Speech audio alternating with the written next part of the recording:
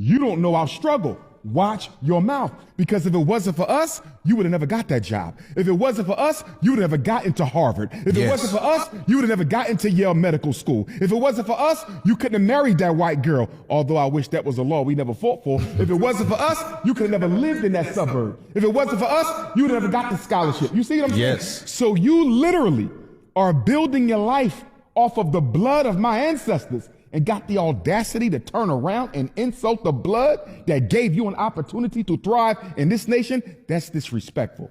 Although we are all African, there is a tendency for some of our African immigrant brothers and sisters to push a false narrative that they work harder than us, when we're the reason you got a chance to work at all over here. Exactly. Right? We opened the door for the work to even get done. We opened the door. It was harder opening the door than it was doing the work. You didn't shed blood for the rights that you have. We shed the blood for the rights that you have.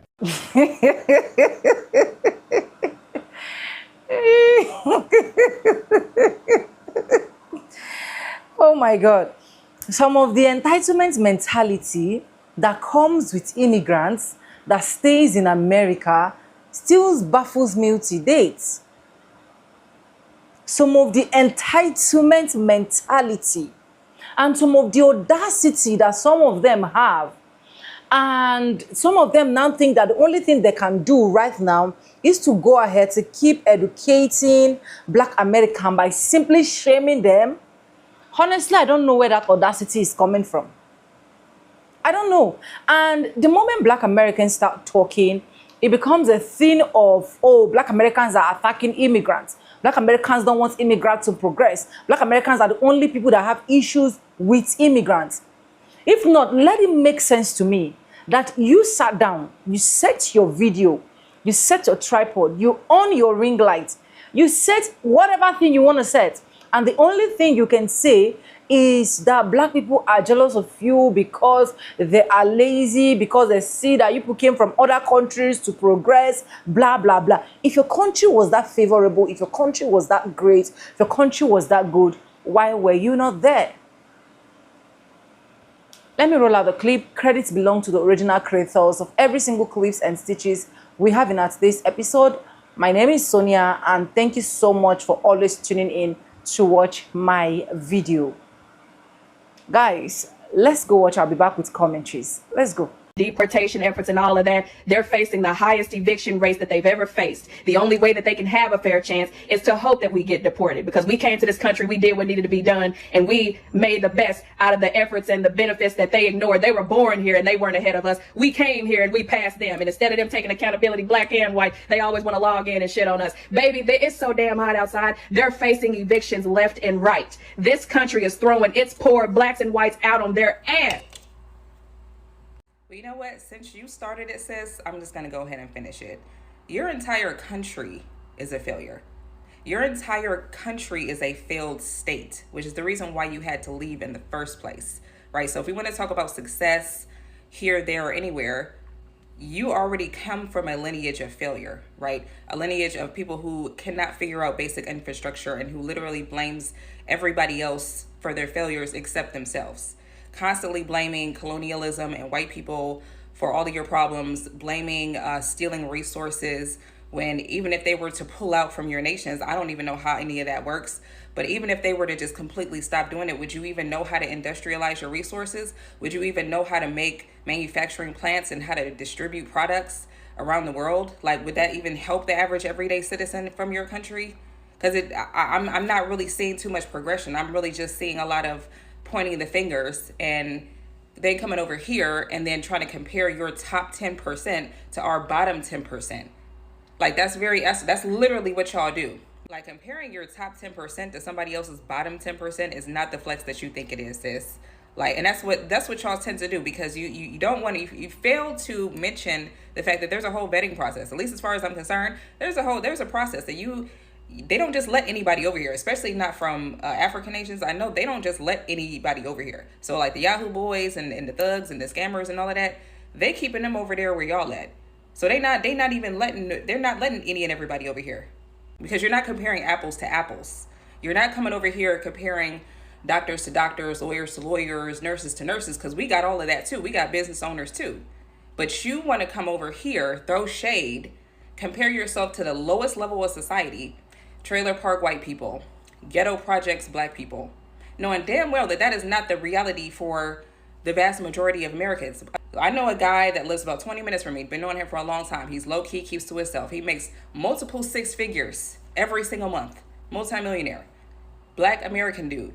But you don't want to compare yourself to people like that. You want to compare yourself to the people who need to use government assistance, which is a very small portion of society. Like, you really think that you're better than somebody because you came over here and did basic ass shit that everybody has to do in order to survive anyway. You know, you came over here with what, a grant or a loan or something. You went to school, you got your piece of paper, you got a job, you got a house, you got a car. Now all of a sudden you think that you're better than the average everyday American citizen who's pretty much done the same thing.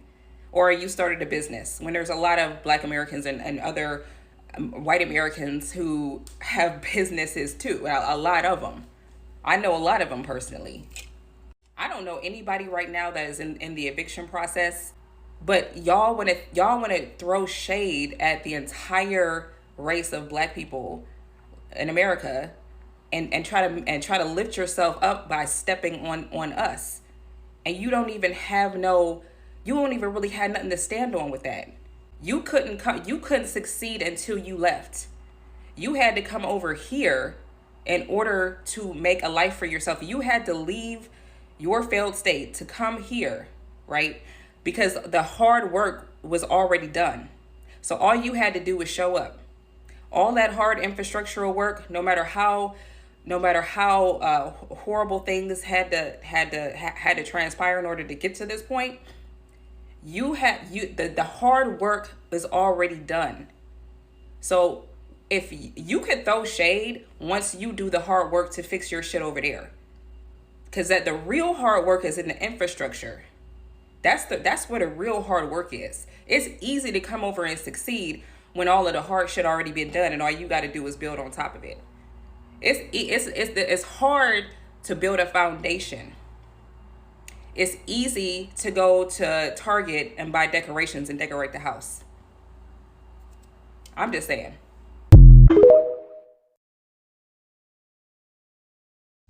Understanding that black people from the Caribbean are Caribbean, but not understanding that black Americans are simply just American has to be top 5 most embarrassing things I see black Africans, black people from the UK, and sometimes black Caribbean people do here on the internet. I don't understand the lack of getting it in your head, especially for black Caribbeans, because you understand your history. Why doesn't the same history apply for black Americans, right? And I've seen the argument where they'll say, oh, well, but black Caribbeans have culture. What do you think Americans have?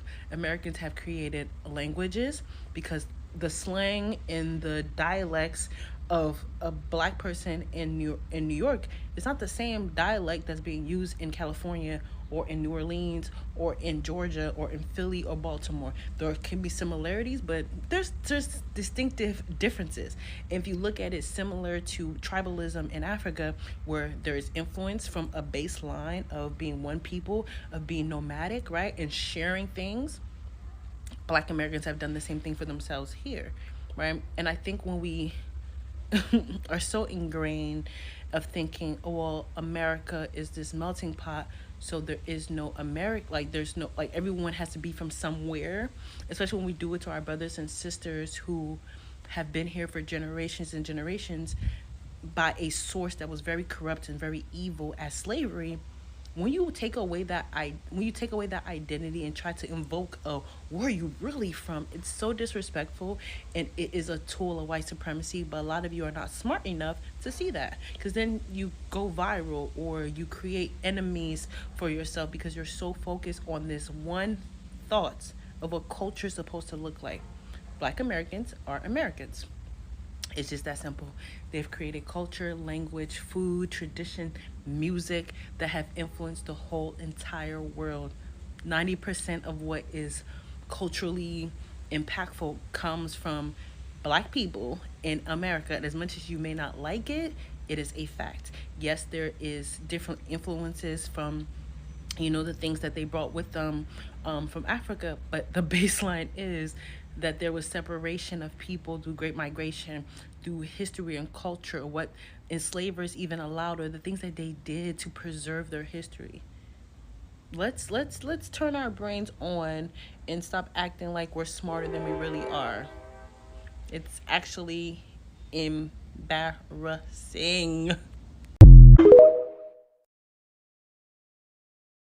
So there's a conversation that keeps popping up online, and it always sounds the same. Africans come to America, get degrees, become doctors, engineers, and lawyers. They build businesses. They buy homes. They hustle. And then somebody says, why can't African Americans do the same thing? You all have been here all this time. You've had grants, loans, scholarships, opportunities. What are you doing? And then the other side fires back and says, hold on, immigrants get opportunities we don't get. The system treats them differently. And just like that, we're in a fight. But before we pick sides, let's slow this down a bit, because there are facts here, and then there are some assumptions as well. So, first fact, many African immigrants in the United States are highly educated. Nigerians, Ghanaians, Kenyans. Consensus data shows some of the highest degree attainment rates in the country. That's real. But what doesn't quite get said out loud, immigration, at least to the US, is very selective. You don't randomly show up in America on a student visa or a skilled worker visa. You qualify. You're vetted. You often already have an education, English proficiency, financial backing, or professional credentials before you land. So we're not comparing average populations here. We're comparing a pre-selected group of high achievers to a population whose history in this country began with enslavement. That's not really a fair baseline. Now let's deal with the other claim. Are immigrants getting special grants or free money that African Americans can't access? Broadly speaking,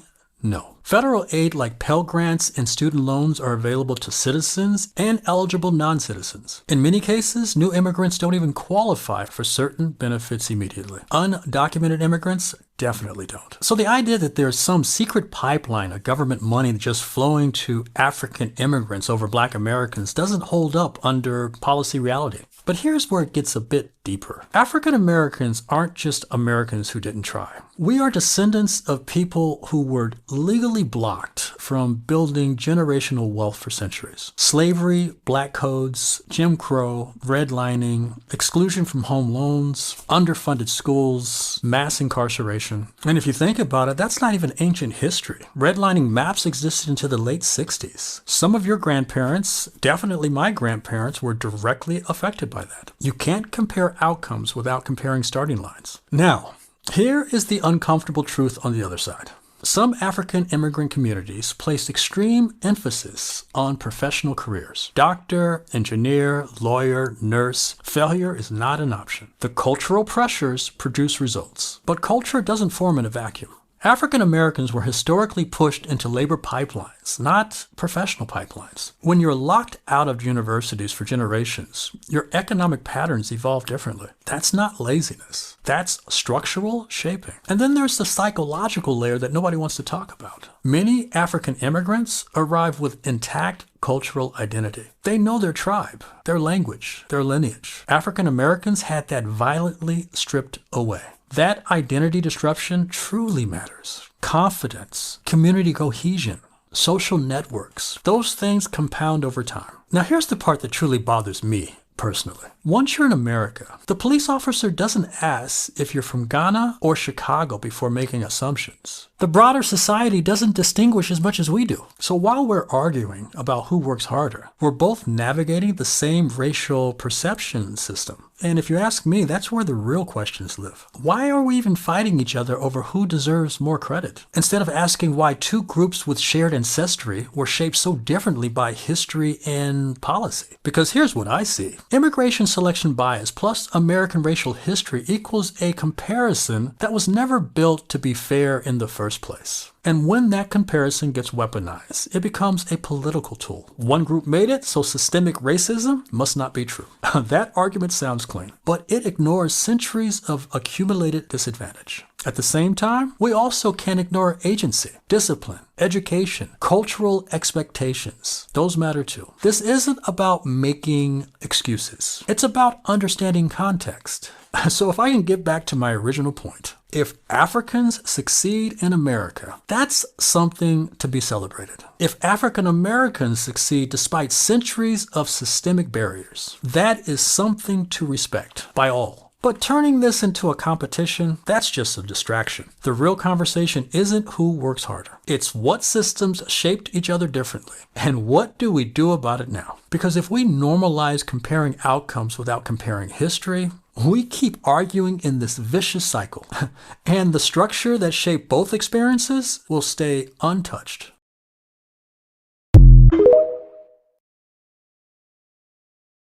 You Black American are lazy. You guys don't take advantage of none of the opportunity that's over in America. Okay, so I think we've all heard this before. It's nothing new. I really feel like a lot of Black immigrants have a very shallow view of America. Like, it's like this is just the land of milk and honey, where if your goal ain't to become a multimillionaire and at some point, you know, and send a bunch of money back home to your relatives, then there's no, like, this country has no purpose. And if you're a natural born, like, if you're here from generation upon generation and this is all you know, you don't view America that way. This is our home. This is not just a quick lick. But I'm gonna give y'all a different perspective on why I think they don't understand certain things that happen in America, outside of the obvious, which they don't understand that we don't get the same resources that they get when they come over here. We don't get access to the same things in the loans, and especially if they come over as a refugee, they get free housing, free food, help finding jobs. They get everything that they could possibly need when they get over here, right? So that's a hell of a head start, especially if you ain't got to pay rent. You don't have a lot of extra money if you ain't got to pay my rent $2,000. So if my rent was $100, I'd be able to do a hell of a lot more. But outside of that, another perspective that I think what they're not seeing is that if you're coming from a third world nation, right? Let's say you only in your country you have one or two big cities that are developed. The rest of the country is undeveloped. Most people don't have running water, don't have plumbing, electricity, internet. They don't really have access to a lot of like things that we would consider to be normal and basic. They don't have access to those things.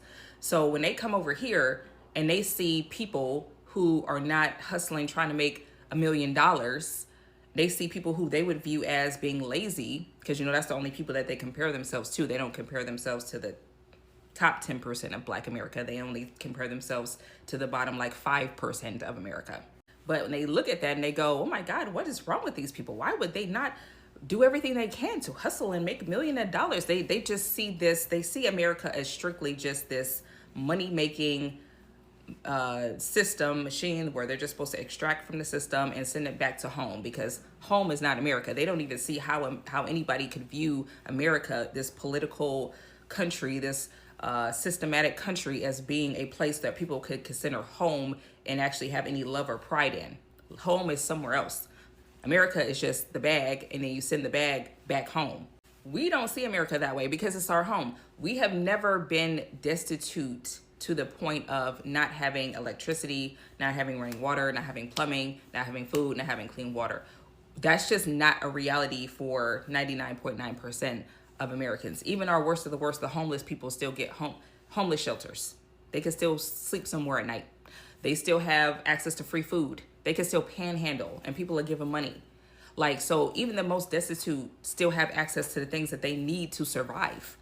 And that will create complacency in some people. I don't have another country to compare my life to. I have always had everything that I needed. I've never lived without electricity, without plumbing, without running water, without warm water, without internet ever since internet existed. I've never lived without anything that I would consider to be a necessity. Never. Do not have that experience at all, and don't even personally know anybody with that experience. So now, while I may not be complacent and just not wanting more, I want more out of life, but everybody isn't necessarily going to be that way. And I think that they think that we're supposed to view America the same way that they view America, but I can't view America the same way that an immigrant does, because I'm not an immigrant. I'm actually from here, from generation upon generation. I can't view another country as my home the way that they can. And I feel like a lot of Black immigrants especially just don't seem to understand that. They seem to think that as a Black American, we're supposed to idolize somebody else's country or somebody else's culture and want to adopt that for ourselves. But why would I do that? Like, there's nothing that another country culturally has that I want. Like, I've never really gone without anything that I needed, so I never had a reason to look outside of myself and have a desire for any of that. And I think that they just don't get it, and they never will, and that's okay. But I just wanted to say that.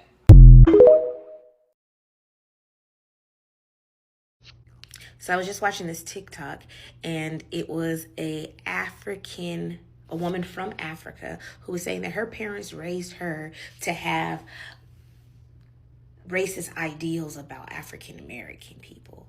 And I already knew this, but a lot of people do not know that just because we're all Black the same doesn't mean that we are from the same party.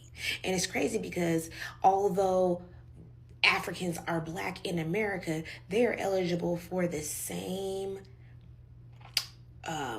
benefits as African Americans that we are. You know,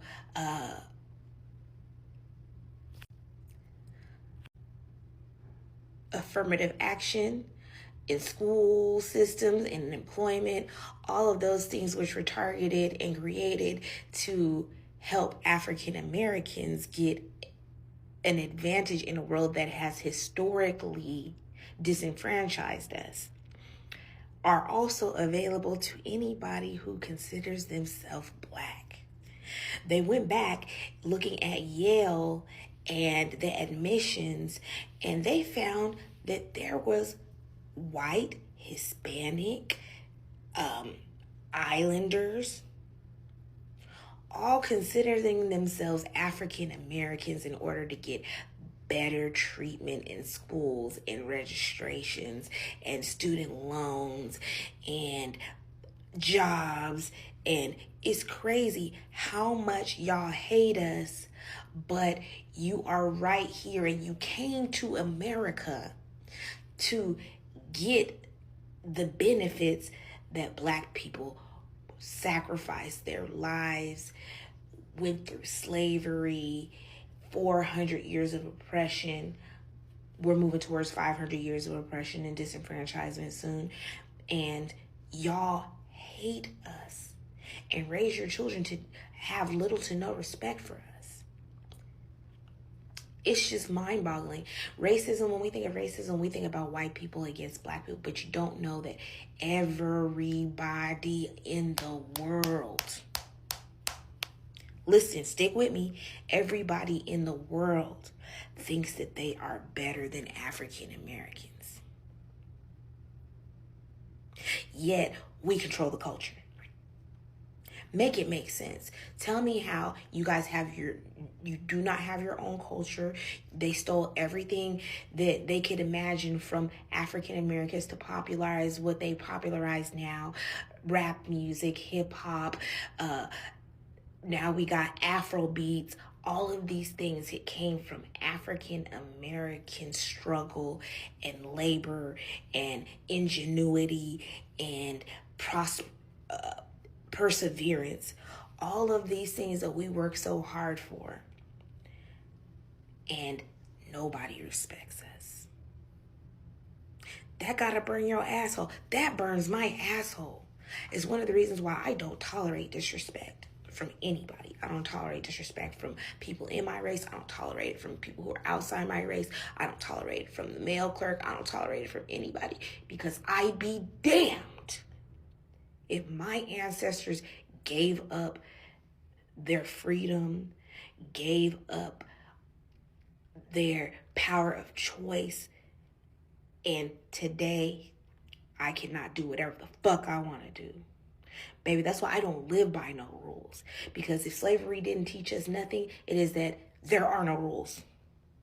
The rules are what you make them. Until somebody tells you you can't do something, go ahead and do that shit. Do it today. Do it until they make you stop. Just like they did racism, baby. They kept it going and kept it going and kept it going until somebody said, hey, that got to be over today. And then they still kept it going until they came and made them. And I want to inspire each and every one of you African American, black niggas, whatever you want to call yourself. Do what the fuck you want to do until they make you stop. And if they try to make you stop, do it anyway. We got to take back everything. We got to take back our culture. We got to take back our land. Half of us ain't even from Africa. And half of us, half African, half Afro-American. We got to take it back. We let these people take this from us. Now it's time to stop being so forgiving, stop being so welcoming to all these cultures, because they do not welcome us. Black immigrants are more successful than Black Americans because they outwork us. I said it. Now, I have seen this over and over and over again. If I'm dealing with a Black person in any sort of business capacity, you're dealing with people who do not show up on time. You're dealing with people who do not treat their business like a business. They treat it as like, some side project and, you just broke, man. And, I don't have to give you good service. I don't have to be on time. I don't have to show up like a true professional. Now, Black immigrant business owners are very different. They are very hardworking. They show up on time. They come to America with the mentality that they're going to come here and work and build something, whereas Black Americans, and yes, I am 100% foundational Black American from slaves, okay?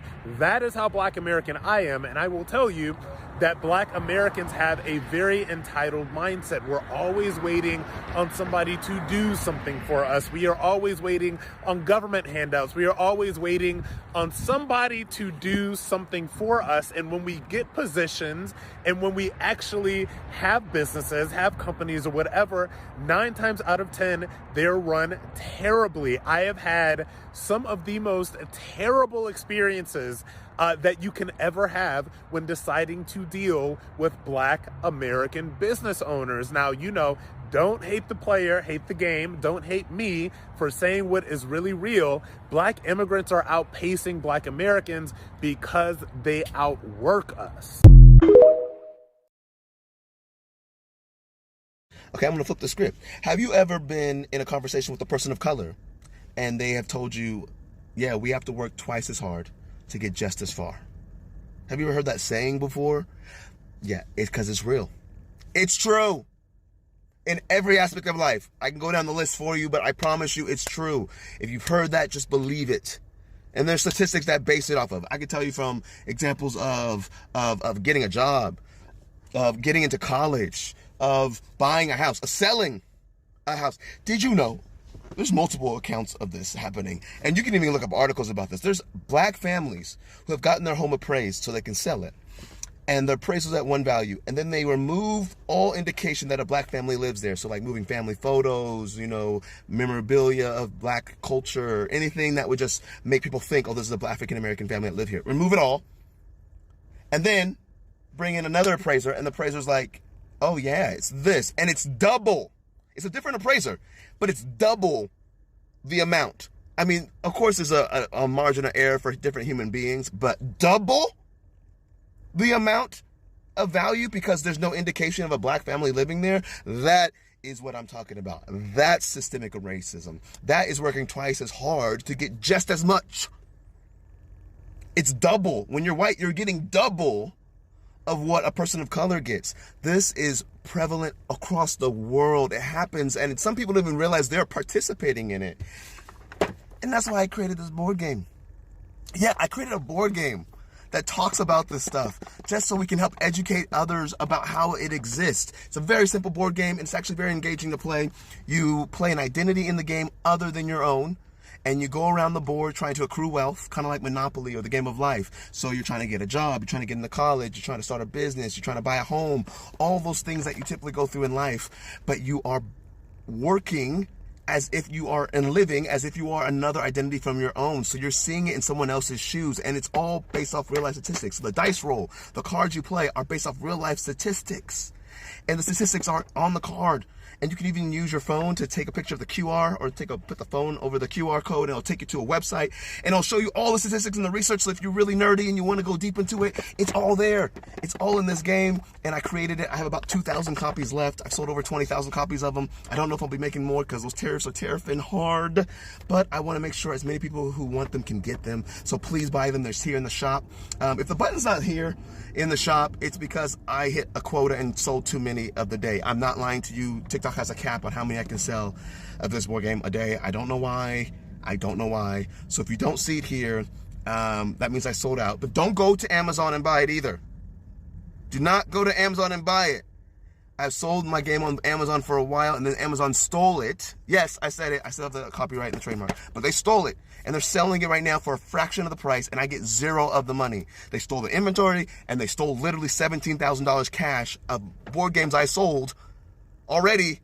They kept the money and then closed out my account. Have not heard from them. Can't get anything. Believe me, I've been doing this for 16 months trying to get that back, and it hasn't happened. So don't go to Amazon. Those big conglomerates are stealing from us as small creators. Please just buy it from me directly. Okay? Thank you so much. It's hot. I got to get out of this car. But here, Disparity Trap. Look into it. It's so exciting. It's a great, engaging game. 14 and up. It's very educational. Buy it for friends, family, all the people.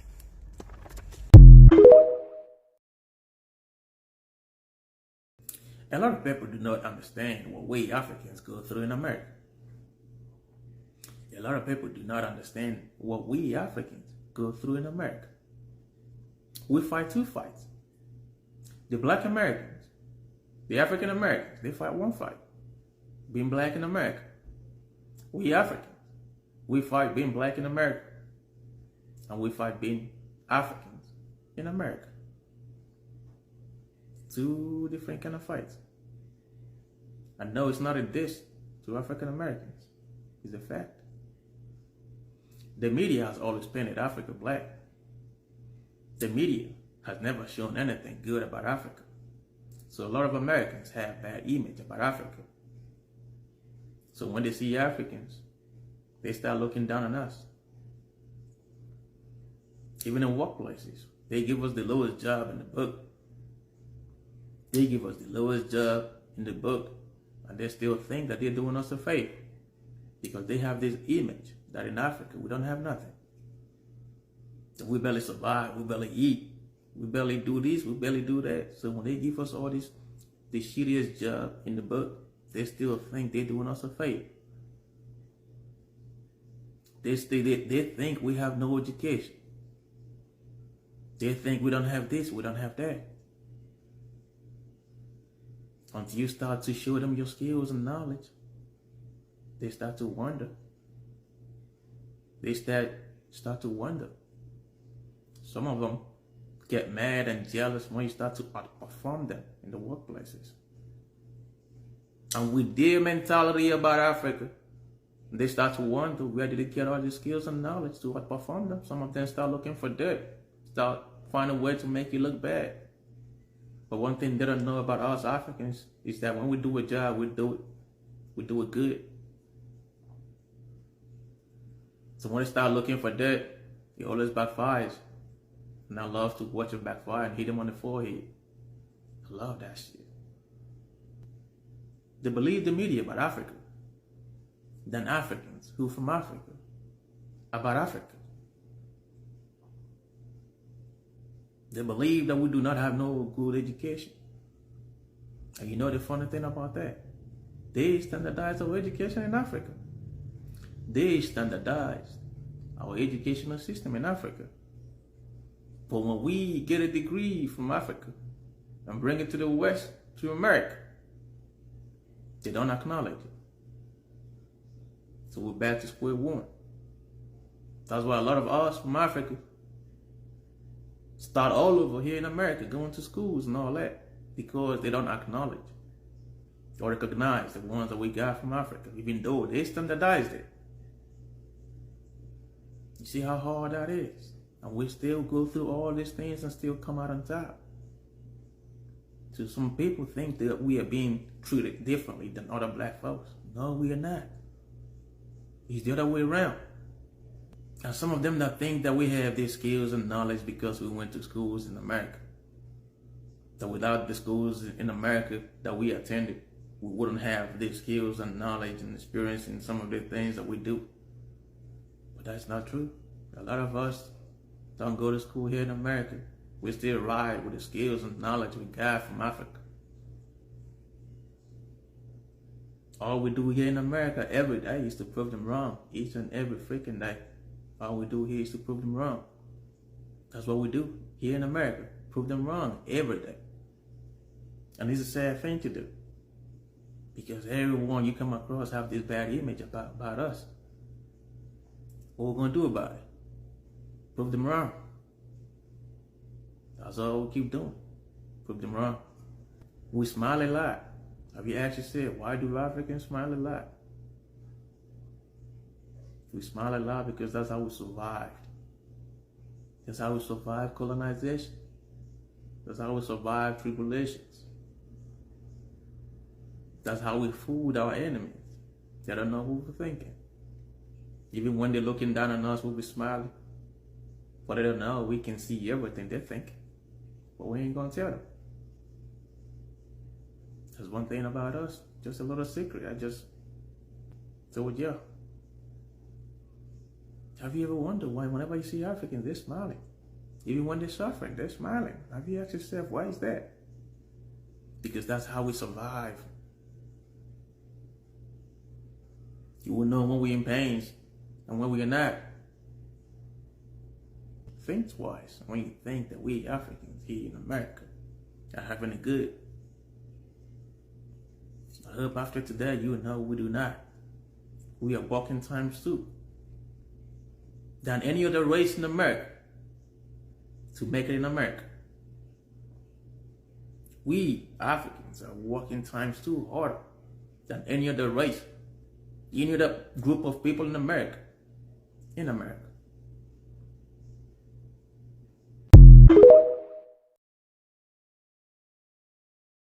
That is why I keep saying, and I will continue to say it, the fact that you are an African and you decide to misbehave would literally not make me support you, will literally not make me see you as the best, will literally not make me see anything you're saying that is not making sense, and I will pretend and say it's making sense.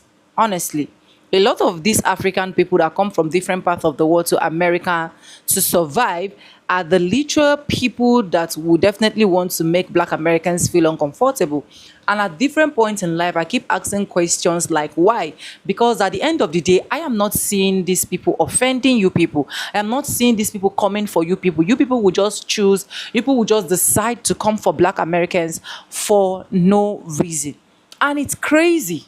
To be honest, it's crazy that you have a lot of problems to sort out in your country. You are not praying for God to give you people the grace to sort those problems out. But once you are in America, you now see it as an opportunity of land that flows with milk and honey, land that you can actually insult anybody you want to insult. You can actually say anything you want to say. It's not making sense. It's not making sense. And you know why this thing is not making sense a whole lot is that we have a lot of these Africans that will literally just stay, pick up their camera, set their tripod, and just want to trend with Black Americans issue. Because they definitely that once they start saying or when they start talking, Black Americans will definitely respond to them. And that will bring a lot of engagement. So I don't see reason why just because you want to trend, you have to condemn a whole race. I don't see reason why just because you want to trend, you have to make a whole race the problem that you have. I don't see why just because you want to trend, your country that has literally failed, your government that have literally failed you, your insecurity system, your poor ventilation system or whatsoever you guys will call it, you will not have to rub it on Black Americans just because you want to trend. I see a lot of Africans always, even some Caribbeans, always keep saying, oh, the problem they have with Black Americans is because they literally come here to work. Black Americans don't do anything. Black Americans do not work. They don't want to work. They are just lazy. They came to America with nothing. They are bagging degrees and east, west, north, and south. And that's why Black Americans are jealous. Now, let's do some simple illustration. If Black Americans should come to my own country, for example, and they want to actually, the main reason why they are going there is for greener pastures, do you think they are not even going to work the double shifts that you think you are so doing? I have a Black American woman that is literally in Nigeria, that she already made her name, she's already made her fame right from America. As I'm talking to you guys, this woman do not literally work, she just do her things online. And life here is very cheap and affordable. She always keeps saying that she can't compare life here with American life. But you can never one day see her going outside to bash Africans. Or going outside to say, oh, African, the street is bad, this is that. So if you leave your country, you're moving to another country, right? You're going there for greener pastures. You're going there for food. You're going there for survivor. You're going there because you knew that where you are coming from is not better. You're going there because you knew that where you're coming from is not rosy. You're going there because you knew that where you're coming from, there is literally nothing to write home about. So, and a lot of you guys are really from poor backgrounds. But when you move to America, you make small money, sent to your country, maybe they are able to develop one or two for you. You assume totally that you have automatically make it. Sister, brother, you haven't make it yet. You haven't. Because there is no amount of money you get that another person did not have more than you. There is no amount of hardworking you think you are that we don't have another person that is more hardworking. What is so difficult that even if you cannot appreciate the effort that Black Americans have put into you being able to come to America, you should at least not talk about them. You should at least respect them and leave them alone. Leave them the hell alone. Must you talk? Must you comment? Must you do videos? Must you bash them? It's a shame, honestly. It's a shame, and it's quite unfortunate for a lot of you people that will literally not mind your business. The moment Black Americans start coming for you, start crying and start screaming, they are coming for you, they are racist, they are this, they are that, but you will literally not mind your business. But I pray you have sense soon. Credit belongs to the original creators of every single clips and stitches we have in today's episode. I want to say a very big thank you to every single one of you liking, commenting, sharing, dropping super thanks, and also joining my membership. I do not take you guys for granted. You guys are absolutely the best. And you guys, let me know what you think about this video. And yes, with that being said, with no further ado, I do like I always say in my videos, I'm going to be saying bye, and I'll see you guys in my next one. For now, bye guys. I love you guys. Mwah.